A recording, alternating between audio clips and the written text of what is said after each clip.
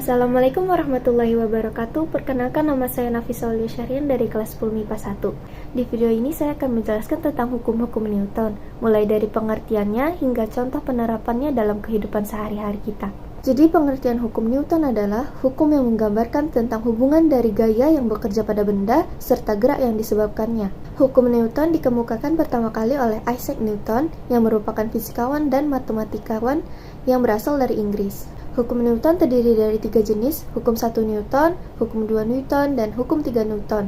Yang pertama kita akan mendalami hukum 1 Newton. Hukum 1 Newton berbunyi, apabila suatu resultan gaya bekerja pada suatu benda yang sama dengan 0 atau benda tidak terdapat gaya, maka benda akan bergerak dengan kelajuan tetap pada lintasan lurus atau tetap diam. Dan secara sistematis, hukum 1 Newton dirumuskan sebagai berikut. Yang dengan itu, benda tidak mengalami percepatan atau percepatan bernilai 0. Hukum 1 Newton ini membahas tentang kelembaban atau inersia benda, yaitu kecenderungan suatu benda mempertahankan keadaannya. Contoh dari hukum 1 Newton yaitu, saat kita menarik kertas yang di atasnya kita letakkan gelas, lalu kita tarik perlahan, maka gelas akan mengikuti atau bergerak dengan kertas.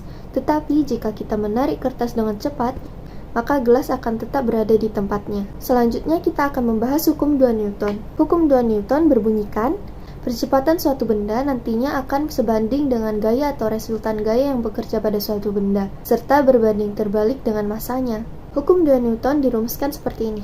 Contoh penerapan hukum 2 Newton yaitu, saat kita mendorong suatu lemari besar dan meja, kita pastinya memerlukan gaya yang lebih besar saat mendorong lemari karena lemari mempunyai massa yang lebih besar dari meja. Yang terakhir yaitu hukum 3 Newton. Hukum 3 Newton berbunyikan bahwa setiap aksi selalu terdapat reaksi yang sama besar dan berlawanan arah. Atau gaya dua suatu benda satu sama lain pasti sama besar serta berlawanan arah. Hukum 3 Newton dirumuskan seperti ini. Contoh hukum 3 Newton yaitu saat kita memukul dinding. Saat kita memukul dinding pasti terasa sakit.